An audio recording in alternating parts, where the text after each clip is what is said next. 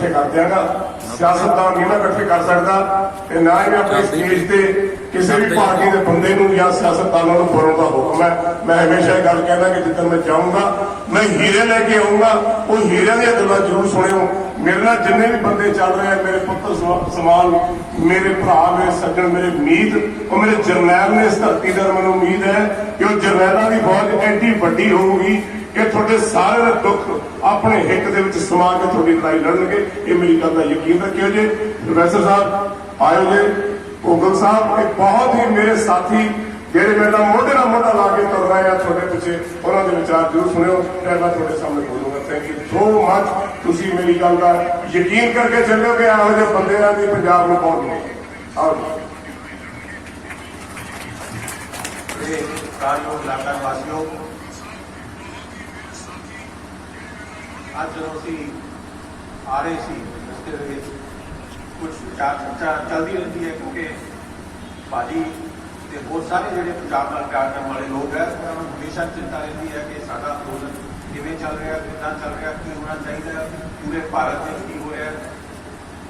ਮੈਂ ਕਿਉਂਕਿ ਪ੍ਰੋਫੈਸਰ ਹਾਂ और उस यूनिवर्सिटी की मैं पैदाइश है, जवाहरलाल नेहरू यूनिवर्सिटी की होती ने सारे देश और दुनिया को बदनाम करने की कोशिश की थी अपनी।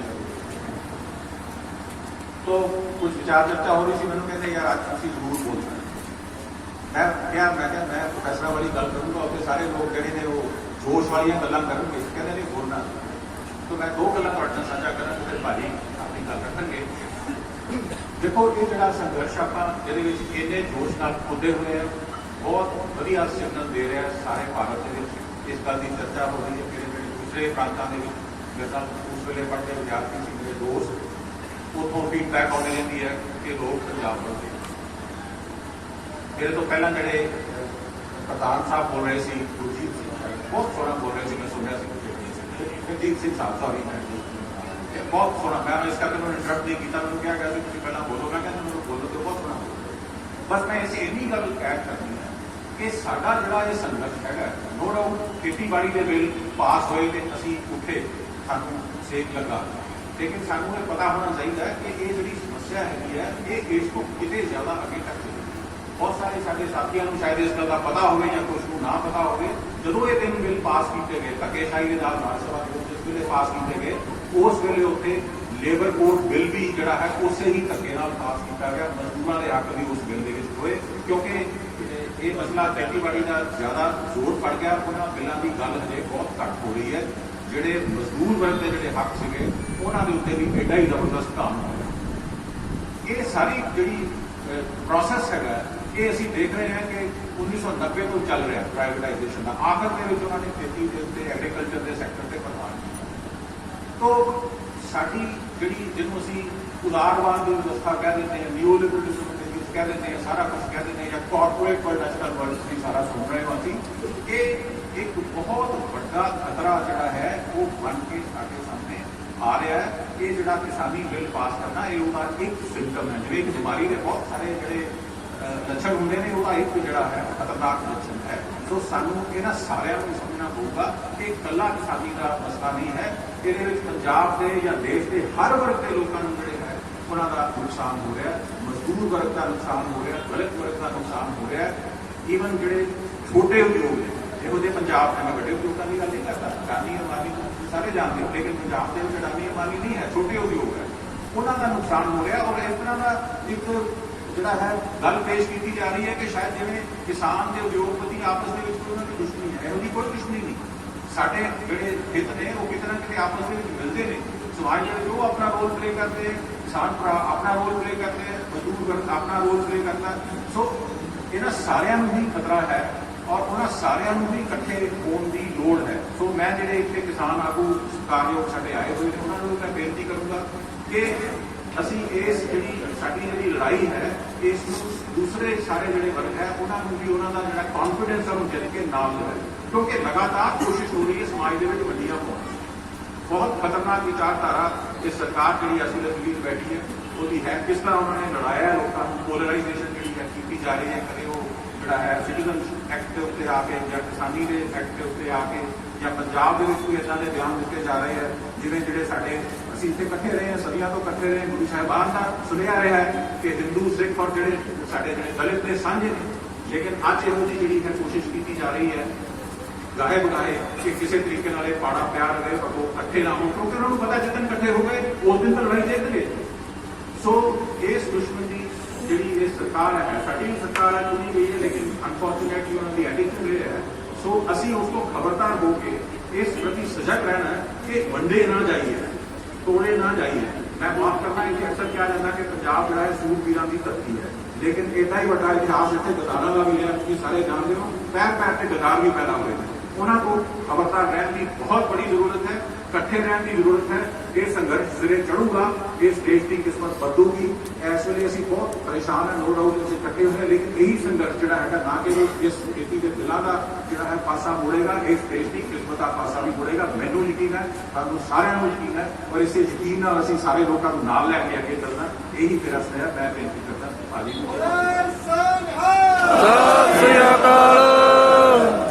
ਥੈਂਕ ਯੂ ਪ੍ਰੋਫੈਸਰ ਸਾਹਿਬ।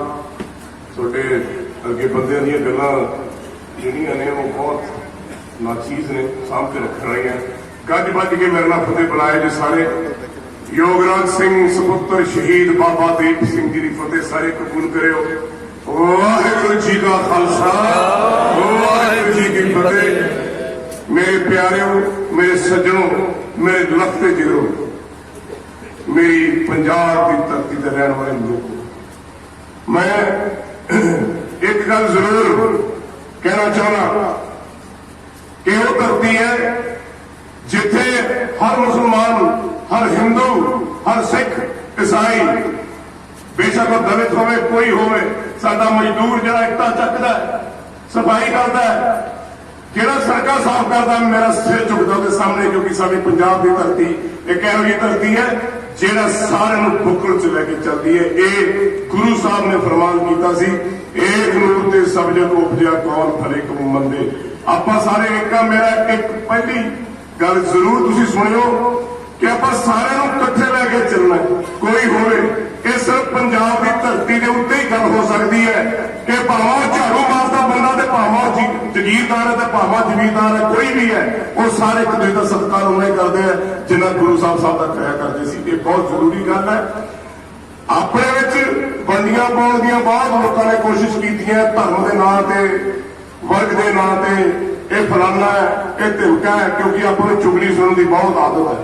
ਗੁਰੂ ਸਾਹਿਬ ਨੇ ਕਿਹਾ ਚੁਗਲਖੋਰ ਹਰਾਮਖੋਰ, ਜਿਹੜਾ ਕਿਸੇ ਦੀ ਚੁਗਲੀ ਸੁਣੇ ਔਰ ਚੁਗਲੀ ਸੁਣਨ ਵਾਲਾ ਮਾਰਾ ਤੇ ਚੁਗਲੀ ਕਰਨ ਵਾਲਾ ਉਸ ਤੋਂ ਵੀ ਮਾੜਾ। ਇਸ ਕਰਕੇ ਮੇਰੀ ਬੇਨਤੀ ਹੈ ਮੇਰੇ ਪਿਆਰਿਓ, ਮੇਰੇ ਸੱਜਣੋ, ਕਦੇ ਵੀ ਤੁਹਾਡੇ ਕੰਨ ਚਾਹੇ ਕੋਈ ਫੂਕ ਮਾਰੇ, ਉਹ ਫਲਾਨਾ ਇਹ ਕਹਿੰਦਾ ਸੀ, ਧਮਕਾ ਕਹਿੰਦਾ ਸੀ, ਉਹ ਆਇਆ ਸੀ, ਔਰ ਚੰਦ ਮਾਰਾ ਕਰ ਰੱਖ ਕੇ ਦਫਾ ਹੋ ਜਾ ਕਿ ਤੂੰ ਮੇਰਾ ਯਕੀਨ ਨਹੀਂ ਤੋੜ ਸਕਦਾ, ਕਿਉਂਕਿ ਮੇਰਾ ਯਕੀਨ ਪੰਜਾਬ ਦੀ ਧਰਤੀ ਤੇ ਇੰਨਾ ਹੈ ਕਿ ਹਰ ਵਰਗ ਦਾ ਬੰਦਾ ਜੋ ਹੈ ਉਹ ਮੇਰੇ ਦਿਲ ਦੇ ਵਿੱਚ ਵਸਦਾ ਹੈ। ਗੁਰੂ ਸਾਹਿਬ ਨੇ ਕਿਹਾ ਕੀ ਸਮਝਦਾ ਤੂੰ ਰੇਲਾਂ ਬੰਦ ਕਰ ਦਿਓ, ਖਾਣਾ ਬੰਦ ਕਰ ਦਿਓ, ਜਾਂ ਸਾਰਾ ਕੁਝ ਬੰਦ ਕਰ ਦਿਓ, ਕੋਈ ਗੱਲ ਨਹੀਂ। ਮੈਂ ਅਨੰਦਪੁਰ ਸਾਹਿਬ ਦੀ ਲੜਾਈ ਬੁਲੰਦ ਆਵਾਜ਼ ਨਾਲ ਸੁਣਨਾ ਚਾਹੁੰਦਾ, ਸ਼ਾਇਦ ਦਿੱਲੀ ਦੇ ਤਖਤ ਤੱਕ ਪਹੁੰਚੋ, ਕਿ ਅਸੀਂ ਉਹ ਲੋਕ ਹਾਂ, ਅਸੀਂ ਉਹ ਧਰਤੀ ਦੇ ਰਹਿਣ ਵਾਲੇ ਲੋਕ ਹਾਂ ਜਿੱਥੇ ਗੁਰੂਆਂ ਪੀਰਾਂ ਨੇ ਜਨਮ ਲਿਆ, ਸਾਡੇ 10 ਗੁਰੂਆਂ ਨੇ ਜਨਮ ਲਿਆ।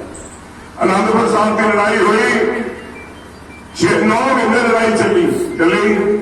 3 ਮਹੀਨੇ ਬਾਅਦ ਮੁਗਲਾਂ ਨੇ ਕਿਆ ਬਾਤ ਹੈ, 10 ਲੱਖ ਫੌਜ ਇੱਕ ਪਾਸੇ ਤੇ ਛੋਟੇ ਜਿਹੇ ਸਿੰਘ 100-200 ਇੱਕ ਪਾਸੇ।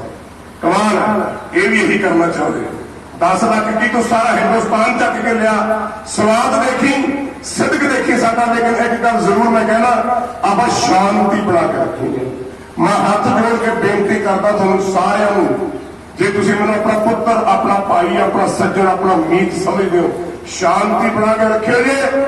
ਇਹ ਚਾਹੁੰਦੇ ਆ ਕਿ ਆਪਾਂ ਲੜੀਏ, ਆਪਣੇ ਕਸਮਾਨ ਹੋਵੇ, ਆਪਾਂ ਧਰਮ ਦੇ ਨਾਂ ਤੇ ਗੱਲ ਕਰੀਏ।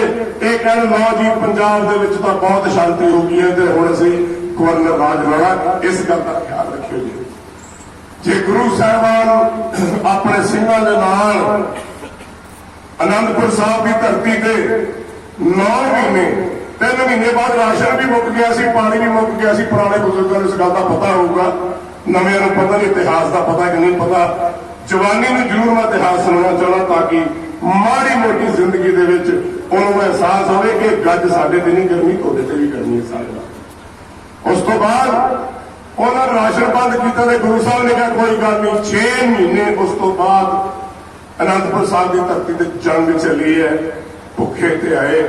ਆਪਾਂ ਉਹਨਾਂ ਗੁਰੂਆਂ ਪੀਰਾਂ ਦੀ ਧਰਤੀ ਤੇ ਰਹਿਣ ਵਾਲੇ ਲੋਕ ਆ ਜਿਹੜੇ ਕਿ ਸਾਰੇ ਵਰਗ ਦੇ ਲੋਕ ਸੀ। ਜਿੱਦਣ ਸਿੰਘੀ ਸਾਜੀ ਗਈ ਹੈ, ਸਿੱਖ ਬਣਾਇਆ ਹੈ, ਉਦੋਂ ਦੀ ਕਹਾਣੀ ਤੁਹਾਨੂੰ ਸਾਰਿਆਂ ਨੂੰ ਪਤਾ ਹੈ ਕਿ ਉਦੋਂ ਵੀ ਪੰਡਾਲ ਲੱਗਿਆ ਸੀ, ਉਦੋਂ ਵੀ 80-90 ਹਜ਼ਾਰ ਬੰਦਾ ਸੀ। ਜਦ ਗੁਰੂ ਸਾਹਿਬ ਨੇ ਆ ਕੇ ਤਖਤ ਤੇ ਕਿਹਾ ਕਿ ਮੈਨੂੰ ਇੱਕ ਸੀਸ ਚਾਹੀਦਾ ਤੇ ਲੋਕੀ ਕਹਿੰਦੇ ਕਮਲਾ ਹੋ ਗਿਆ, ਲੋਕੀ ਭੱਜ ਗਏ। ਲੇਕਿਨ ਤੁਹਾਡੇ ਚ ਇੱਕ ਐਸਾ ਇਨਸਾਨ ਵੀ ਸੀ ਜਿਹੜਾ ਉੱਠ ਕੇ ਖੜਾ ਹੋਇਆ। 5 ਖੜੇ ਹੋਏ, 5 ਤੋਂ ਬਾਅਦ ਉਹਨਾਂ ਨੇ ਕਿਹਾ ਲਓ ਜੀ ਸਾਰਾ ਪੰਡਾਲ ਖਾਲੀ। ਭੱਜ ਕੇ ਮਾਤਾ ਜੀ ਕੋਲ ਜਾ ਕੇ ਸ਼ਿਕਾਇਤਾਂ ਲਾਈਆਂ ਕਿ ਗੁਰੂ ਪਾਗਲ ਹੋ ਗਿਆ ਜੀ, ਤੁਹਾਨੂੰ ਸਾਡੇ ਸਿਰ ਲੈਣ ਲੱਗ ਗਿਆ, ਸਾਨੂੰ ਹੀ ਮਾਰਨ ਲੱਗ ਗਿਆ। ਤੇ ਮਾਤਾ ਜੀ ਨੇ ਕਿਹਾ ਜਾ ਚਲੇ ਜਾਓ, ਤੁਹਾਡਾ ਯਕੀਨ ਨਹੀਂ ਹੈ।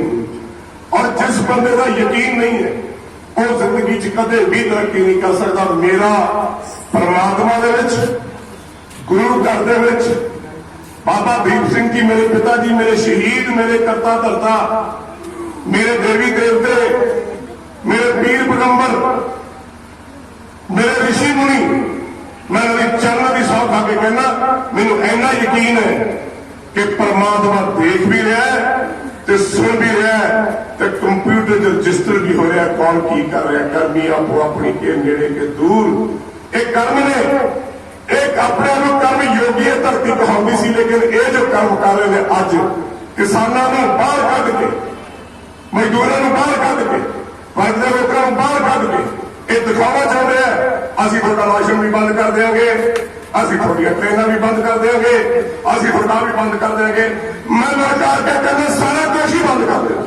ਜਾਓ, ਇਸ ਧਰਤੀ ਮਾਂ ਪੰਜਾਬ ਦੀ ਇੱਥੇ ਜੇ ਇੱਕ ਜੀਵ ਵੀ ਜਿਉਂਦਾ ਰਹਿ ਗਿਆ ਤਾਂ ਵੀ 1.25 ਲੱਖ ਦਾ ਨਾਲ ਲੜੂਗਾ। ਨਾ ਲੜੇ ਤਾਂ ਮੇਰੀ ਗੱਲ ਮੰਨਦੇ ਜੇ ਮਰ ਜਾਵਾਂਗੇ। ਪੰਜਾਬ ਦੀ ਇੱਕ ਚੱਪਾ ਤੁਹਾਨੂੰ ਨਹੀਂ ਲਿਜਾਣ ਦਿੰਦੇ, ਇਹ ਵੀ ਮੇਰਾ ਵਾਅਦਾ। ਸ਼ਾਇਦ ਉਹਨਾਂ ਨੂੰ ਗਰਵ ਹੋਵੇ ਕਿ ਜੋ ਭੁੱਖੇ ਤੇ ਆਏ ਅਸੀਂ ਉਹ ਬੰਦੇ ਆ ਜਿਹੜੇ ਪਾਣੀ ਪੀ ਕੇ ਵੀ ਗੁਜ਼ਾਰਾ ਕਰਾਂਗੇ। ਲੇਕਿਨ ਮੈਂ ਫੇਰ ਕਹਿੰਦਾ ਆਪਾਂ ਸ਼ਾਂਤੀ ਬਣਾ ਕੇ ਰੱਖਣੀ ਹੈ। ਮੈਂ 3-4 ਚੀਜ਼ਾਂ ਤੁਹਾਡੇ ਨਾਲ ਸ਼ੇਅਰ ਕਰਨਾ ਚਾਹੁੰਦਾ, ਤੁਹਾਡੇ ਵਿੱਚ ਸਾਂਝ ਕਰਨਾ ਚਾਹੁੰਦਾ ਵਿਚਾਰਾਂ ਦੀ। ਮੈਂ ਤੁਹਾਡਾ ਪੁੱਤਰ ਸਮਾਨ ਵੀ ਹਾਂ, ਤੁਹਾਡਾ ਭਰਾ ਵੀ ਹਾਂ, ਤੁਹਾਡਾ ਸੱਜਣ ਵੀ ਹਾਂ, ਤੁਹਾਡਾ ਮੀਤ ਵੀ ਹਾਂ। ਮੇਰੀ ਗੱਲ ਨੂੰ ਇਹ ਨਾ ਸਮਝੇ ਵੀ ਇੱਕ ਕਲਾਕਾਰ ਆਇਆ। ਮੈਂ ਕਸਮ ਖਾ ਕੇ ਕਹਿੰਦਾ ਖੁਦਾ ਦੀ, ਤੁਹਾਡੇ ਚਰਨਾਂ ਦੀ ਸਹੁੰ, ਮੈਂ ਇੱਥੇ ਕਲਾਕਾਰ ਬਣ ਕੇ ਨਹੀਂ ਆਇਆ। ਲੇਕਿਨ ਮੈਨੂੰ ਤੁਹਾਡਾ ਜਿਹੜਾ ਦਰਦ ਹੈ ਨਾ ਇਹ ਰੋਜ਼ ਰਵਾਉਂਦਾ। ਮੈਂ ਰੋਜ਼ ਗੱਡੀ 'ਚ ਤੁਰਦਾ, ਘਰ ਜਾਂਦਾ, ਮੇਰੇ ਹੰਝੂਆਂ ਦੀਆਂ ਝੜੀਆਂ ਲੱਗ ਜਾਂਦੀਆਂ ਘਰੇ ਜਾ ਕੇ। ਤੇ ਮੈਂ ਪਰਮਾਤਮਾ ਨੂੰ ਪੁੱਛਦਾ ਮੈਂ ਬਾਬਾ ਜੀ ਕੀ ਕਸੂਰ ਹੈ ਤੇਰੇ ਨਾਲ ਲੋਕਾਂ ਦਾ ਜਿਹੜੇ ਤੇਰੇ ਕਹਿਣ ਤੇ ਜ਼ਿੰਦਗੀ 'ਚ ਚੱਲੇ, ਤੇਰੇ ਕਹਿਣ ਤੇ ਸੀਸ ਦਿੱਤੇ, ਤੇਰੇ ਕਹਿਣ ਤੇ ਸਭ ਕੁਝ ਕੀਤਾ, ਇੰਨਾ ਦੁੱਖ ਕਿਉਂ? ਇਹ ਮੇਰੀ ਰੋਜ਼ ਸ਼ਿਕਾਇਤ ਰਹਿੰਦੀ ਹੈ। ਤੇ ਰੋਜ਼ ਜਦ ਮੈਂ ਰਾਤ ਨੂੰ ਸੌਣਾ ਪਾਠ ਕਰਕੇ ਤਾਂ ਮੈਨੂੰ ਪਰਮਾਤਮਾ ਤੋਂ ਇੱਕ ਆਵਾਜ਼ ਆਉਂਦੀ ਹੈ, ਪੁੱਤਰਾ ਸੱਚਾਈ ਨੂੰ ਘਿਸਣਾ ਪੈਂਦਾ ਹੈ ਤਾਂ ਜਾ ਕੇ ਨੂਰ ਇਲਾਹੀ ਬਣਦਾ ਹੈ। ਨੂਰ ਇਲਾਹੀ ਕੀ ਬਣਦਾ ਹੈ? ਇਸ ਬ੍ਰਹਮੰਡ ਦੇ ਵਿੱਚ 365 ਦਿਨ ਦੇ ਵਿੱਚ ਇੱਕ ਰੂਹ ਇਹੋ ਜਿਹੀ ਹੁੰਦੀ ਹੈ ਜਿਹਦੇ ਵਿੱਚ ਪਰਮਾਤਮਾ ਪ੍ਰਵੇਸ਼ ਕਰਦਾ ਹੈ। ਕੀ 365 ਦਿਨ ਦੇ ਵਿੱਚ ਇੱਕ ਰੂਹ ਇਸ ਬ੍ਰਹਮੰਡ 'ਚ ਇਹੋ ਜਿਹੀ ਹੁੰਦੀ ਹੈ ਜਿੱਥੇ ਜਸ਼ਨ ਹੁੰਦਾ ਹੈ, ਸਾਰੀਆਂ ਰੂਹਾਂ ਹੁੰਦੀਆਂ ਕਿਉਂਕਿ ਮਰ ਕੇ ਆਪਾਂ ਰੂਹਾਂ ਬਣ ਗਿਆ, ਅੱਜ ਵੀ ਆਪਾਂ ਰੂਹ ਹੀ ਉਹਦੇ ਵਿੱਚ ਪਰਮਾਤਮਾ ਪ੍ਰਵੇਸ਼ ਕਰਦਾ ਹੈ। ਔਰ ਉਹ ਜਨਮ ਜਿਹੜਾ ਹੈ ਇੱਕ ਰੂਹ ਨੂੰ ਪਰਮਾਤਮਾ ਬਣਨ ਲਈ, ਉਹਦਾ ਰੂਪ ਬਣਨ ਲਈ ਕਿੰਨੀ ਜਿੱਦੋ ਜਹਿਦ ਕਰਨੀ ਪੈਂਦੀ ਹੈ। ਲੱਖਾਂ ਕਰੋੜਾਂ ਅਰਬਾਂ ਸਾਲ ਲੱਗ ਜਾਂਦੇ ਨੇ ਫੇਰ ਜਾ ਕੇ ਕਿਤੇ ਪਰਮਾਤਮਾ ਸਰੂਪ ਪ੍ਰਵੇਸ਼ ਕਰਦੇ। ਤੇ ਅਸੀਂ ਉਹ ਆਤਮਾਵਾਂ, ਅਸੀਂ ਪੰਜਾਬ ਦੀ ਧਰਤੀ ਤੇ ਰਹਿਣ ਵਾਲੇ ਲੋਕ ਆ। ਤੁਸੀਂ ਜ਼ਿੰਦਗੀ 'ਚ ਸਿਰਫ ਆਪਣੇ 'ਚ ਇੱਕੋ ਹੀ ਕਮੀ ਹੈ ਕਿ ਆਪਾਂ ਲੀਡਰ ਸਾਹਿਬਾਨ, ਪਾਰਟੀ ਵਾਲੇ, ਦੂਜੇ ਤੀਜੇ ਜਿੰਨੇ ਵੀ ਬੰਦੇ, ਕਿਉਂਕਿ ਮੈਂ ਸਿਆਸਤ ਤੋਂ ਪਰੇ ਦੀ ਗੱਲ ਕਰ ਰਿਹਾ, ਸਿਆਸਤ ਤੋਂ ਦੂਰ ਦੀ ਗੱਲ ਕਰ ਰਿਹਾ। ਜਿਵੇਂ ਗੁਰੂ ਸਾਹਿਬ ਕਹਿੰਦੇ ਸੀ ਕਿ ਮੈਂ ਸਿਆਸਤ ਦੀ ਗੱਲ ਬਾਅਦ 'ਚ ਕਰੂੰਗਾ, ਪਹਿਲਾਂ ਸਿਆਸਤ ਤੋਂ ਬਾਅਦ ਦੀ ਗੱਲ ਕਰਦਾ। ਔਰ ਜਿਹੜਾ ਬੰਦਾ ਸਿਆਸਤ ਤੋਂ ਬਾਅਦ ਦੀ ਗੱਲ ਕਰਦਾ ਉਹ ਹਮੇਸ਼ਾ ਬੰਦਿਆਂ ਦੀ ਗੱਲ ਕਰਦਾ, ਇਸ ਧਰਤੀ ਤੇ ਰਹਿਣ ਵਾਲੇ ਲੋਕਾਂ ਦੀ ਗੱਲ ਕਰਦਾ, ਹਰ ਬੱਚੇ ਦੀ ਗੱਲ ਕਰਦਾ, ਹਰ ਵਰਗ ਦੀ ਗੱਲ ਕਰਦਾ। ਇਹ ਕਮਜ਼ੋਰੀ ਸਾਡੇ 'ਚ ਰਹੀ ਹੈ। ਦੇਖੋ ਕਿੰਨਾ ਵੱਡਾ ਪੰਜਾਬ ਤੁਹਾਨੂੰ ਸਾਡੇ ਪੁਰਖ ਦੇ ਕੇ ਗਏ ਸੀ। ਮਹਾਰਾਜਾ ਰਣਜੀਤ ਸਿੰਘ ਦਾ ਰਾਜ ਤਿੱਬਤ ਤੋਂ ਸ਼ੁਰੂ ਹੋਇਆ ਕਸ਼ਮੀਰ ਤੱਕ, सुनते जाए नोट कर लियो, कंधार तक, दिल्ली तक, हिमाचल तक, राजस्थान तक एडा वड्डा तो हिंदुस्तान नहीं सी जितना वड्डा पंजाब आपां अपने वध वडेरे दे के। ठीक है, राज क्यों चलता, घर का वर्ग क्यों चलता, घर तरक्कियां क्यों करता, देश तरक्की क्यों करता है? राजे करके नहीं करता, लीडर करके नहीं करता। जरनैल तकड़े होंगे तार राज भाग चलता। जे महाराजा रणजीत सिंह का राज चलिया, सिख कौम का राज तिब्बत तक गया। अज भी चीन वाले कहते हैं सिखा की धरती आके सब तो मांग के ले जाए, असं दे देंगे, थोड़ा नहीं देंगे। ਉਹ ਜਰਨੈਲ ਹਰੀ ਸਿੰਘ ਨਲੂਆ, ਉਹ ਜਰਨੈਲ ਜ਼ੋਰਾਵਰ ਸਿੰਘ ਤਿੱਬਤ ਵਾਲਾ, ਅਕਾਲੀ ਫੂਲਾ ਸਿੰਘ ਮੁੱਖ ਚੰਦ, और कई ਬੰਦੇ ਇਹ ਹਿੰਦੂ ਸਿੱਖਾਂ ਦੀ ਗੱਲ ਕਰਦੇ ਆ, ਮੁਸਲਮਾਨਾਂ ਦੀ ਗੱਲ ਕਰਦੇ ਆ। ਮੈਂ ਦੱਸਣਾ ਚਾਹੁੰਦਾ ਕਿ ਮਹਾਰਾਜਾ ਰਣਜੀਤ ਸਿੰਘ ਦੇ ਰਾਜ ਦੇ ਵਿੱਚ ਸਾਰੇ ਧਰਮ ਇੱਕ ਥੜੇ ਤੇ ਰਹਿੰਦੇ ਸੀ, ਇੱਕ ਥੜੇ ਦੀ ਗੱਲ ਕਰਦੇ ਸੀ, ਇੱਕ ਵਰਗ ਦੀ ਗੱਲ ਕਰਦੇ ਸੀ, ਇੱਕ ਦੂਜੇ ਨਾਲ ਪਿਆਰ ਕਰਦੇ ਸੀ। ਇਹ ਉਹਨਾਂ ਗੁਰੂਆਂ ਦੀ ਦਿੱਤੀ ਹੋਈ ਦਾਤ ਹੈ ਆਪਾਂ ਨੂੰ ਕਿ ਆਪਾਂ ਅੱਜ ਇੱਕ ਮੁਸੀਬਤ ਆਪਣੇ ਤੇ ਆਈਏ। ਕੋਈ ਗੱਲ ਨਹੀਂ, ਫੇਰ ਕੀ ਹੋ ਗਿਆ, ਕਿਹੜਾ ਆਪਾਂ ਭੁੱਖ ਨਹੀਂ ਕੱਟੀ। ਮੈਂ ਜ਼ਿੰਦਗੀ ਛੱਪਰਾਂ 'ਚ ਪਾਇਆ, ਲਾਟਰ ਲੱਗੀ ਹੁੰਦੀ ਸੀ, ਮੇਰੀ ਮਾਤਾ ਜੀ ਟਰੈਕਟਰ ਚਲਾਉਂਦੀ, ਮੈਨੂੰ ਪਿੱਛੇ ਪਾ ਲੈਂਦੀ, ਮੈਂ ਦੁੱਧ ਚੁੰਗਦੇ ਰੋਣਾ ਦੁੱਧ ਚੁਕਾਉਣਾ, ਪਿੱਛੇ ਪਾ ਦੇਣਾ, 100 ਕਿੱਲਾ ਵਾਹ ਦੇਣਾ ਉਹਨਾਂ ਨੂੰ। ਮੈਂ ਦੇਖਿਆ ਜ਼ਿਮੀਂਦਾਰਾਂ ਨੂੰ ਫਸਲ ਬੀਜਦੇ, ਔਰ ਜੀਨੇ ਇੱਕ ਕਿੱਲਾ ਨਹੀਂ ਵਾਹਿਆ, ਉਹਨੂੰ ਕੀ ਪਤਾ ਕਿ ਜ਼ਿਮੀਂਦਾਰੀ ਹੁੰਦੀ ਕੀ ਹੈ ਤੇ ਜ਼ਿਮੀਂਦਾਰ ਹੁੰਦਾ ਕੀ ਹੈ। ਜਰਾ ਆ ਕੇ ਦਵਾਨੀ ਨੂੰ ਆਖਣ ਇਧਰ ਆਉਣ ਦਾ ਸੇਬ ਸਾਰੇ ਚੱਕ ਕੇ ਲਿਆ ਕੇ ਇਹਨਾਂ ਨੂੰ ਜੋਤੋ ਟਰੈਕਟਰ ਦੇ ਨਾਲ ਕਹਿੰਦਾ ਵਾਹ ਕੇ ਲਾਇਕ ਕਣਕ ਬੀਜ ਕੇ ਦਿਖਾ, ਝੋਨਾ ਬੀਜ ਕੇ ਦਿਖਾ, ਬੜਾ ਸਾਰਿਆਂ ਨੂੰ ਇਹਨਾਂ ਲੱਗੇ ਪਤਾ। ਕੋਈ ਕਿਤੋਂ ਚੱਲ ਕੇ ਸਰਕਾਰ ਬਣਾ ਲਈ ਹੈ, ਲੇਕਿਨ ਦੁੱਖ ਦਾ ਗੱਲ ਇਹ ਹੈ ਵੋਟਾਂ ਆਪਾਂ, ਇੱਕ ਸ਼ਰਾਬ ਦੀ ਬੋਤਲ, ਇੱਕ ਭੁੱਕੀ, ਇੱਕ ਫੀਮ ਪਿੱਛੇ ਆਪਾਂ ਜਾ ਕੇ ਵੋਟਾਂ ਇਹਨਾਂ ਨੂੰ ਪਾਈ ਹੈ। ਔਰ ਦੁੱਖ ਦੀ ਗੱਲ ਇਹ ਹੈ ਕਿ ਮਹਾਰਾਜਾ ਰਣਜੀਤ ਸਿੰਘ ਦੀ ਮੈਂ ਗੱਲ ਕਰਦਾ ਸੀ, ਉੱਥੇ ਬੈਠ ਕੇ ਜਰਨੈਲਾਂ ਨੇ ਕਿਹਾ, ਸੁਣਿਓ ਧਿਆਨ ਨਾਲ ਗੱਲ ਮੈਂ ਕੀ ਕਹਿੰਦਾ, ਕਹਿੰਦੇ ਰਾਜਾ ਆਹ ਧਿਆਨ ਚੰਦ ਡੋਗਰਾ, ਪਹਾੜੀ ਡੋਗਰਾ ਇਹਨੂੰ ਮਾਰ। ਇਹ ਹਰੀ ਸਿੰਘ ਨਲੂਆ ਕਹਿ ਰਿਹਾ, ਜਨਰਲ ਜ਼ੋਰਾਵਰ ਸਿੰਘ ਕਹਿ ਰਿਹਾ, ਅਕਾਲੀ ਫੂਲਾ ਸਿੰਘ ਕਹਿ ਰਿਹਾ, ਲੇਕਿਨ ਪਤਾ ਨਹੀਂ ਕੀ ਗੱਲ ਹੈ। ਮੈਂ ਤਾਂ ਕਈ ਵਾਰੀ ਹੈਰਾਨ ਹੁੰਦਾ, ਐਡਾ ਵੱਡਾ ਰਾਜਾ, ਐਡੀ ਗੱਲਬਾਤ, ਉਹ ਕੀ ਗੱਲ ਸੀ ਕਿ ਜਰਨੈਲਾਂ ਨੇ ਗੱਲ ਕੀਤੀ ਤੇ ਧਿਆਨ ਚੰਦ ਡੋਗਰੇ ਤੇ ਗੱਲ ਨਾ ਕੀਤੀ। ਉਹ ਕੀ ਗੱਲ ਸੀ ਮਹਾਰਾਜਾ ਰਣਜੀਤ ਸਿੰਘ ਜੀ, ਮੈਂ ਤੁਹਾਡੀ ਆਤਮਾ ਨੂੰ ਪੁੱਛਣਾ ਚਾਹੁੰਦਾ, ਉਹ ਕੀ ਗੱਲ ਸੀ ਜਦ ਜਰਨੈਲ ਕਹਿ ਰਹੇ ਸੀ ਇਹਨੂੰ ਮਾਰ ਦੇ ਧਿਆਨ ਚੰਦ ਡੋਗਰੇ ਨੂੰ, ਇਹ ਤੇਰੇ ਸਿੱਖਾਂ ਦਾ ਰਾਜ ਤੇ ਸਿੱਖਾਂ ਦਾ ਸਤਿਆਨਾਸ਼ ਮਾਰ ਦੇ। लेकिन गल कान च पई नहीं। ध्यानचंद डोगरे देखो स्कीम किमें लगाऊंगा, कह लगा महाराज ओ हरी सिंह नलूआ कितना बड़ा जरनैल, किड्डी गल है, किड्डी बात है। इतों तो अफगान डरते हैं, मुसलमान डरते हैं, इनू कंधार में चढ़ाई करो, क्योंकि वो पार्लीमेंट तो दिल्ली के दरबार तो किसी को कढ़ना चाहते थे, वो तो लाहौर का दरबार से, उतों हरी सिंह नलूआ भेजे कंधार की चढ़ाई करन तक। जब जान लगे तो उन्हें गल कही, राजा अज पहली बारी मैनू महसूस होया है कि सिख राज का तख्त डोलन लग पिया, मैनू दिखता, क्योंकि तू अपने सगे पुत्र जी तो माण करता सी, उन्होंने तू तोड़िया दुश्मनों को, तेनू पता है ते सारा जग जानता है ਇਹਨੇ ਸਿੱਖਾਂ ਦਾ ਕੱਖ ਨਹੀਂ ਛੱਡਣਾ, ਰਾਜ ਦਾ ਕੱਖ ਨਹੀਂ ਛੱਡਣਾ, ਇਹਨੂੰ ਤਾਂ ਆਪਣੇ ਕੋਲ ਬਿਠਾ ਲਿਆ। ਔਰ ਉਸ ਤੋਂ ਬਾਅਦ ਹੋਇਆ ਤਾਂ ਉਹੀ ਹੋਇਆ। ਇਹੋ ਜਿਹੇ ਲੋਕ ਮੇਰੇ ਨਾਲ ਕਈ ਵਾਰੀ ਲੋਕ ਗੱਲ ਕਰਦੇ ਆ ਜੀ, ਹਿੰਦੂ ਮੁਸਲਮਾਨ ਸਿੱਖ ਈਸਾਈ, ਮੈਂ ਕਿਹਾ ਟੋਡਰ ਮਲ ਤੋਂ ਵੱਡਾ ਹਿੰਦੂ ਕੌਣ ਹੋ ਸਕਦਾ ਹੈ? ਮੋਤੀ ਮਹਿਲਾ ਜੀ ਤੋਂ ਵੱਡਾ ਹਿੰਦੂ ਕੌਣ ਹੋ ਸਕਦਾ ਹੈ? ਤੇ ਪੀਰ ਬੁੱਧੂ ਸ਼ਾਹ ਤੋਂ ਵੱਡਾ ਮੁਸਲਮਾਨ ਕੌਣ ਹੋ ਸਕਦਾ ਹੈ? ਜਿਹਨੇ ਆਪਣੇ 101 ਰਿਸ਼ਤੇਦਾਰ ਤੇ ਆਪਣੇ 4 ਪੁੱਤਰ ਸ਼ਹੀਦ ਕਰਵਾਲੇ ਪਾਪਾ ਜੀ ਦੇ ਸਾਥ। ਅਸੀਂ ਉਹ ਧਰਤੀ ਤੇ ਰਹਿਣ ਵਾਲੇ ਲੋਕ ਹਾਂ। ਮੈਂ ਇਹਨਾਂ ਦੇ ਭਰਾਵਾਂ ਦੀ ਗੱਲ ਕਰਦਾ ਸੀ, ਅੱਜ ਹੁਣ ਬਜ਼ੁਰਗ ਬੈਠੇ ਨੇ ਸਾਰੇ, ਸੋਚਦੇ ਹੋਣੇ ਆਪਣੇ ਸਾਰਿਆਂ ਦੇ ਬੱਚੇ ਬਾਹਰ ਨੇ, ਪੱਕੀ ਗੱਲ ਹੈ ਨਾ, ਕੈਨੇਡਾ ਅਮਰੀਕਾ ਸਭ ਬਾਹਰ ਗਏ। ਤੁਸੀਂ ਕੀ ਕਿਹਾ ਬੱਚਿਆਂ ਨੂੰ? ਪੁੱਤਰ ਹਾਲਾਤ ਖਰਾਬ ਹੈ। ਜਦ ਮੇਰੇ ਨਾਲ ਵੀ ਗੱਲ ਵਾਪਰੀ, ਮੈਂ ਕਿਹਾ ਵੀ ਇੱਥੇ ਰਹਿਣਾ, ਇੱਥੇ ਮਰਨਾ, ਇੱਥੇ ਆਪਣਾ ਬੰਦੋਬਸਤ ਟਿਕਾਉਣਾ, ਇੱਥੇ ਧਰਤੀ ਦੀ ਲਹੂ ਵਾਸਤੇ ਗੱਲ ਕਰਨੀ। ਠੀਕ ਹੈ, ਇਸ ਕਰਕੇ ਜਿੰਨੇ ਵੀ ਆਪਾਂ ਬੱਚੇ ਬਾਹਰ ਭੇਜੇ ਸੁਖੀ ਬਸੇ ਮੋਰੋ ਸੰਸਾਰ।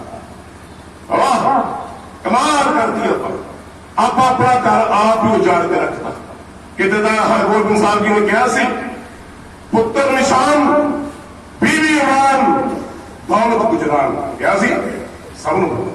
ਆਪਾਂ ਕੀ ਕੀਤਾ, ਨਿਸ਼ਾਨੀ ਵੀ ਬਾਹਰ ਭੇਜਤੀ, ਤੂੰ ਸੁਖੀ ਰਹਿ, ਬੀਵੀ ਵੀ ਬਾਹਰ ਭੇਜਤੀ, ਨੂੰ ਤੂੰ ਉੱਚੇ ਚੱਲ, ਬੱਚਿਓ ਤੁਸੀਂ ਵੀ ਚੱਲੋ, ਅਸੀਂ ਇੱਥੇ ਰਵਾਂਗੇ। ਪਰ ਯਾਦ ਰੱਖਿਓ, ਜਿਹੜੇ ਬੰਦੇ ਆਪਣਾ ਘਰ ਛੱਡ ਕੇ ਜਾਂਦੇ ਨੇ, ਆਪਣੇ ਬਜ਼ੁਰਗਾਂ ਨੂੰ ਛੱਡ ਕੇ ਜਾਂਦੇ ਨੇ, ਆਪਣੀ ਧਰਤੀ ਮਾਂ ਨੂੰ ਛੱਡ ਕੇ ਜਾਂਦੇ ਨੇ, ਉਹ ਨੰਗੀ ਹੋ ਜਾਂਦੀ ਹੈ ਮਾਂ, ਬੀਵੀ, ਭੈਣ। ਤੇ ਉਹਨੂੰ ਲੁੱਟਣ ਵਾਲੇ ਆਪਣੇ ਸ਼ਾਪਦਾਨੀਆਂ ਵਰਗੇ ਪਹਿਲਾਂ ਬਾਹਰ ਆਉਂਦੇ ਸੀ, ਘਰ 'ਚ ਬੈਠੇ। ਇਹ ਆਪਣਾ ਕਸੂਰ ਹੈ ਤੇ ਅਸੀਂ ਆਪਣੇ ਬੱਚਿਆਂ ਨੂੰ ਬਾਹਰ ਭੇਜਿਆ। ਮੈਂ ਯੋਗੀ ਨੂੰ ਕਿਹਾ ਸੀ, ਮੈਂ ਕਿਹਾ ਤੈਨੂੰ ਖੇਤੀ ਕਰਾ ਦੂੰ, ਪੰਪ ਤੇ ਤੇਲ ਵੇਚ ਲਈ, ਰੇਹੜੀ ਲਾ ਲਈ, ਪਰ ਯਾਦ ਕਰੀ ਮੈਨੂੰ ਕਦੇ ਇਹ ਨਾ ਕਿ ਮੈਂ ਬਾਹਰ ਜਾਣਾ। ਜਿੱਦਣ ਤੂੰ ਹਿੰਦੁਸਤਾਨ ਦੀ ਧਰਤੀ ਤੋਂ ਬਾਹਰ ਪੈ ਰੱਖਿਆ, ਮੈਂ ਕਹਿ ਦੂੰਗਾ ਤੂੰ ਮੇਰਾ ਪੁੱਤ ਨਹੀਂ ਤੇ ਮੈਂ ਤੇਰਾ ਪਿਓ ਨਹੀਂ। ਮੈਂ ਇੱਥੇ ਬੈਠਾ, ਇੱਥੇ ਰਹਿ।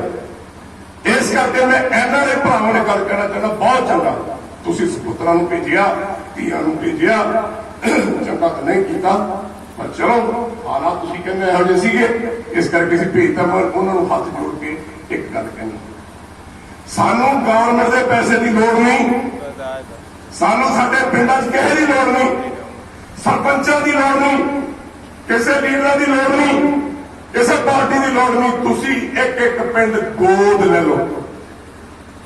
ਬੱਚਾ ਗੋਦ ਲੈ ਕੇ ਆਪਾਂ ਪੜਾਉਂਦੇ ਆ ਨਾ, ਕਹਿੰਦੇ ਭਾਈ ਵਿਆਹ ਨਹੀਂ ਹੋਇਆ, ਦੂਜਾ ਵਿਆਹ ਕਰਾ ਲਓ, ਇਹਦੇ ਬੱਚਾ ਨਹੀਂ ਜੰਮਿਆ, ਫਿਕਰ ਮੂੰਹ ਆਪਣੇ ਇੱਕ ਗੋਦ ਲੈ ਲਓ ਬੱਚਾ, ਉਹਨੂੰ ਪਾਲ ਲਓ।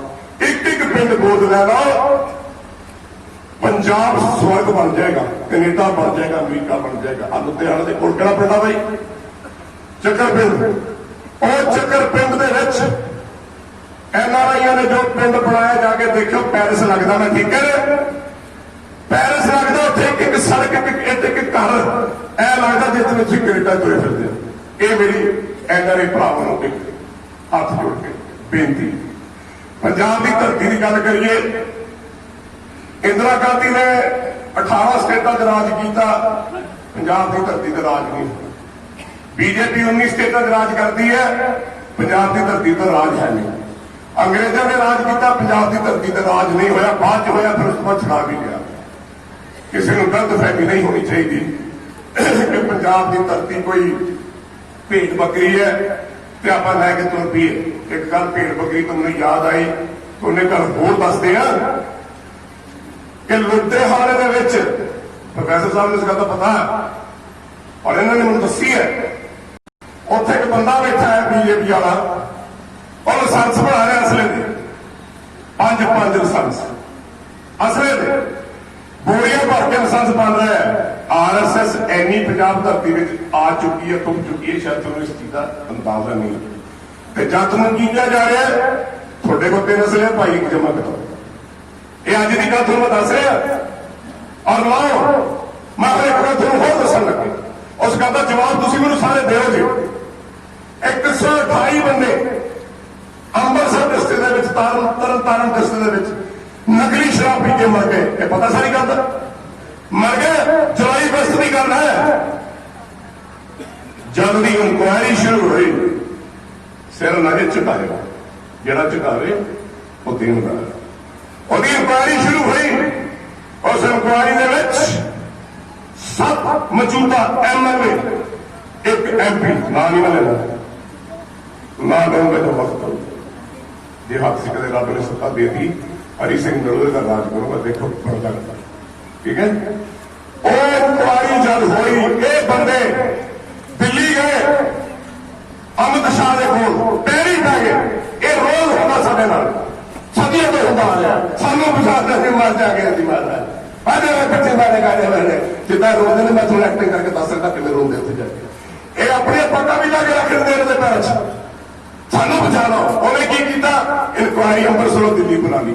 ਇਹ ਗੱਲ ਠੀਕ ਹੈ ਪ੍ਰੋਫੈਸਰ ਸਾਹਿਬ? ਉਹਨੇ ਇਨਕੁਆਇਰੀ ਦਿੱਲੀ ਬਣਾ ਲਈ। ਇਨਕੁਆਇਰੀ ਅੰਮ੍ਰਿਤਸਰ ਤੋਂ ਜਲੰਧਰ ਜਾ ਸਕਦੀ ਹੈ, लुधियाने जा सकती है, चंडीगढ़ आ सकती है, दिल्ली क्यों? क्योंकि वो मामला ठप करना सी। अज भी वो फैक्ट्रियां चलदियां ने, अज भी उन्होंने वर्करां दे केस होए सिर्फ लोगों को दिखाने की खातर। भोले जट ना आप धन्ना जट सी ते आपां सारे ही धन्ने आ। जब थोड़े मन में देखना मैं भी यहो जी जो कह रहा टका के कहना थोड़े वर्गा ही है, पर मैं तुम समझा लिया जिन्होंने तुम वोटां पाउणियां। हुण की होया जी, अज कला थोड़ा भरा इतने बैठ के अपने भरावां नूं लैके थोड़े विच आया। किधर गई है सियासी पार्टी? किधर झंडे? किथे लीडर? किथे लोग? बस हो गया, ड्रामाबाजी बहुत कर ली, लोगों को दसता असीं थोड़े पिछे लड़ रहे हैं, फलाना कर रहे हैं। मैं पूछना चाहना, जब दिल्ली दरबार दे विच पार्लीमेंट दे विच सुनिया करते आना काका जी उधरों जाता तो सुनो, दिल्ली दरबार दे विच जब सारी अपोजिशन पार्टियां इकट्ठियां खड़ियां सी, जब बिल पास हो रहा उदों किसी को हिम्मत ना हुई, उदों सारिया पार्टियां जाके प्रेसिडेंट को मिलिया नहीं कि आ एमपी खड़े हैं साडे, बिल किवें पास हो रहा है? क्योंकि बिल इन्हां दी सहमति दे नाल पास होया, बिल इन्होंने आप पास कराया। और इतने आके ड्रामे करते जी अब फलाना हो गया, धमका हो गया। सारी अपोजिशन पार्टी एक पासे, सारी कांग्रेस एक पासे, एक किदा हो सकता कि थो बिल पास कर दे? पता कि मैं आए प्रधान रहा बह जा, आ पिया पिस्टल, आ पिया पैसे, चक बाहर तेरी कीमत की है। अहमद शाह अब्दाली के वक्त बोली लगती सी हिंदुओं की धिया भैनों की, टके टके सिर भाजी, टके सिर खा जा जा सुर्खी पीती भी उतो चली है कि बड़ा मान करते हो फिर सुर्खी पीती। ये उत्थे अहमद शाह अब्दाली ने चलाइया, सुन्नी मुसलमानों बेचिया और लै गए। अज साडे बंदे इत्थे जिन्होंने तुसीं बनाया, जिन्होंने तुसीं वोटां पाईयां, जिन्होंने तुसीं प्रधान कराया, जिन्होंने तुसीं अपना सिर रख के सोचा ये मेरे माता पिता मेरे रहनुमा ने, उन्होंने बोली दिल्ली लगती है पता किन्ने दी? 5 करोड़, 10 करोड़, 15 करोड़, 20 करोड़, 10 तेरी कीमत की है। उत्थे सिर झुका देंगे जो थोड़ा हुक्म। मैं गल्लां सुनिया सन, नहीं दस रहा मैं बदनसीब बच्चा जरा सियासतदान के घरे पैदा होया, बदनसीब है मैं। मेरा सगा पापा नरंजन सिंह तालिब प्रधान होंदा सी कांग्रेस का, ते प्रताप सिंह कहना होंदा सी चीफ मिनिस्टर। उन्होंने पंजाब दिल्ली तक लगता सी तुहानूं सारे लोग। मैं इस घर च रह के 16 साल मैं अपने पिता जी ने कहा मैं हाथ जोड़ के बेनती करदा तुसीं अपने भैन के घरे रहिंदे हो, झुग्गी बना दे मैं उत्थे लै लूंगा। मैं झूठे लोगों के घर च नहीं रह सकता। ये रोज लोगों का खून चूसते, रोज झूठ बोलते हैं, रोज पंडा पैसे देने घरे आउंदी है। मगर 100 के नोट होंगे, लड़ाइयां भरियां देखी है मैं, भी बंदे देखे जे लैके कहते बापू जी एक मंच दिया 2 लैके आया, एक थोड़े लिए एक तुहाडे लिए। ते फिर बापू जी हथ च फड़ के ना चाबियां लवाया करता होंदा सी भी किड्डी खम है। जी ने रिक्शा देखा मैं मर्सिडी मिले तो की हो सकता? ये गल्लां मैं देखी। मैं इंदिरा गांधी की फैमिली का बहुत क्लोज रहा। एक जरनैल होंदा सी संजय गांधी, जब बरमत चलिया उदों कमलाजी साई बने प्राइम मिनिस्टर। तो मेरे वर्गा मैं भी विनोद शर्मा सुनिया था तुसीं अरदास पंडित केदारनाथ का बंदा, पंडित केदारनाथ अपने पिंड का जवाई थे। मेरे पिता जी ने कहा भाई इन्हों का साथ देना नाम देना आप करते ही अक्सर मोहब्बत यारियां मनाली रसाई मैमोरेंडम देना है। मैं भी थोड़े वर्गे सी उदों अपना जिंदाबाद चक लिया गया। मेरी मां कहती की करिए ना, मैं कहा नारे लाना, कहते कि नारे लाना? मैं कहा इंदिरा गांधी कांग्रेस के नारे लाना। क्या तेन पता है? मैं कहा जी मैं तो कुछ नहीं पता, कागज दिता मैनू ते 93 बंदे इकट्ठे हुए सी। मैं जाके फड़ गया, मेरे कुट मार, पुलिस ने छतर मारे, सिर पार के पिछे विरोध कुटिया गया। मैं जाके कही जी मैं मेरे को धक के फड़ा दो, वो फोटो लगी फ्रंट पेज से लहू लुहान मेरा सिर। मैं कहा जी इतने बनाया जेल च नाल सारे लीडर साहबान ਉੱਥੇ ਬੈਠੇ ਫਿਰ ਮੇਰਾ ਫੜਿਆ ਤੇ ਵਿਰੋਧ ਮੈਂ ਕਿਹਾ ਕਿਹੜੇ ਕੰਮ 'ਚ ਫਸਾਦ ਹੋਇਆ ਮੈਨੂੰ ਤਾਂ ਪਤਾ ਨਹੀਂ ਸੀਗਾ ਮੈਂ ਯਾਰੀ ਨੂੰ ਮਾਰੇ ਗਏ। ਖੈਰ ਉਹ ਗੱਲ ਅਲਾਹਾਬਾਦ ਜਦ ਜੇਲ੍ਹ ਹੋਈ ਸੰਜੇ ਜੀ ਨੂੰ ਤੇ ਇੰਦਰਾ ਜੀ ਨੂੰ, ਉੱਥੇ ਉਹਨੇ ਕਿਹਾ ਭਾਈ ਇਹ ਬੰਦਾ ਕੌਣ ਹੈ? ਮੈਨੂੰ ਸੱਦਿਆ ਗਿਆ, ਬੁਲਾਇਆ ਗਿਆ, ਕਹਿੰਦੇ ਯਾਰ ਤੁਹਾਡਾ ਬਹੁਤ ਵੱਡਾ ਪੋਲੀਟੀਸ਼ੀਅਨ ਹੈ। ਮੈਂ ਕਿ ਜੀ ਤੁਹਾਨੂੰ ਕਿਸ ਬੇਵਕੂਫ ਨੇ ਗੱਲ ਕਹਿਦੀ ਹੈ? ਮੇਰਾ ਖਹਿਰਾ ਜਦੋਂ ਮੈਂ ਘਰ ਜਾਣਾ ਮੈਂ ਨਹੀਂ ਇਹ ਕੰਮ ਕਰਨਾ। ਅਸੀਂ ਘਰੇ ਚਲੇ ਗਏ ਪਰ ਉਹਨਾਂ ਨੂੰ ਪਿਆਰ ਪੈ ਗਈ, ਮੁਹੱਬਤ ਪੈ ਗਈ। ਅੱਜ ਤੱਕ ਉਹਨਾਂ ਨੇ ਬੜੀ ਵਾਰੀ ਕਿਹਾ ਕੀ ਚਾਹੀਦਾ, ਮੈਂ ਕੁਛ ਨਹੀਂ ਚਾਹੀਦਾ, ਤੁਸੀਂ ਪਿਆਰ ਕਰਦੇ ਹੋ ਸੱਜਣੋ, ਪਰ ਇੱਕ ਚੀਜ਼ ਕਰ ਲਿਓ ਜੀ, ਅੱਜ ਹਾਜ਼ਰਾ ਲਾਇਆ ਕਰ। ਇਹ ਮੈਂ ਕਿਹਾ ਤੁਹਾਨੂੰ ਕਿਸੇ ਨੇ ਨਹੀਂ ਕਹਿਣਾ ਤੁਸੀਂ ਮਨ ਵਿੱਚ ਗਏ ਤਾਂ ਹਿੰਦੁਸਤਾਨ ਦਾ ਸਤਿਆਨਾਸ਼ ਹੋ ਜਾਏਗਾ। ਉਹੀ ਗੱਲ ਹੋਈ ਉਹਨੇ ਕਿ ਮੇਰੀ ਉਹਨਾਂ ਦਾ ਪਿਆਰ ਸੀ, ਯਾਰ ਸੀ। ਇਹ ਸਿਆਸਤਦਾਨਾਂ ਨੇ ਸਾਰੀ ਜ਼ਿੰਦਗੀ ਕੱਟਦੀ। ਤੁਸੀਂ ਕਦੇ ਮੈਨੂੰ ਪੁੱਛਿਆ ਵੀ ਭਾਈ ਤੂੰ ਸੀਐਮ ਕਿਉਂ ਨਹੀਂ ਬਣਿਆ, ਤੂੰ ਪ੍ਰਾਈਮ ਮਿਨਿਸਟਰ ਕਿਉਂ ਨਹੀਂ ਬਣਿਆ, ਤੂੰ ਕੈਬਨਿਟ ਦਾ ਮੰਤਰੀ ਕਿਉਂ ਨਹੀਂ ਬਣਿਆ, ਤੂੰ ਨੌਮੀਨੇਟ ਐਮਪੀ ਕਿਉਂ ਨਹੀਂ ਹੋਇਆ? ਕਿਉਂਕਿ ਮੈਂ ਗੰਦ ਦੇ ਵਿੱਚ ਆਪਣੀ ਜ਼ਿੰਦਗੀ ਬਤੀਤ ਨਹੀਂ ਕਰਨਾ ਚਾਹੁੰਦਾ। ਮੈਂ ਗੰਦ ਦੇ ਵਿੱਚ ਆਪਣੀ ਜ਼ਿੰਦਗੀ ਬਤੀਤ ਨਹੀਂ ਕਰਨਾ ਚਾਹੁੰਦਾ। ਮੈਂ ਤੁਹਾਡੀ ਸੇਵਾ ਕਰ ਲੂੰਗਾ, ਤੁਹਾਡੇ ਪੈਰ ਘੁੱਟ ਲੂੰਗਾ। ਕਿਉਂ? ਕਿਉਂਕਿ ਜਦ ਮੈਂ ਸ਼ੂਟਿੰਗਾਂ ਕਰਦਾ ਸੀ, ਮੈਂ ਯੋਗਰਾਜ ਸਿੰਘ ਪੰਜਾਬ ਦੇ ਇੱਕ ਇੱਕ ਪਿੰਡ ਦੇ ਘਰ ਦਾ ਕਰਜ਼ਈ ਆ, ਦੇਣਦਾਰ ਆ। ਮੈਂ ਕਿਵੇਂ ਪੰਜਾਬ ਦੀ ਧਰਤੀ ਤੇ ਪੰਜਾਬ ਦੇ ਲੋਕਾਂ ਦਾ ਤੁਹਾਡਾ ਮੁੱਲ ਲਾ ਦਿਆਂ? ਮੈਂ ਨਹੀਂ ਲਾ ਸਕਦਾ। ਮੈਂ ਸ਼ੂਟਿੰਗ ਕਰਦਾ ਸੀ, ਮੈਨੂੰ ਘਰ 'ਚ ਰੱਖਿਆ ਪਿੰਡ ਵਾਲਿਆਂ ਨੇ।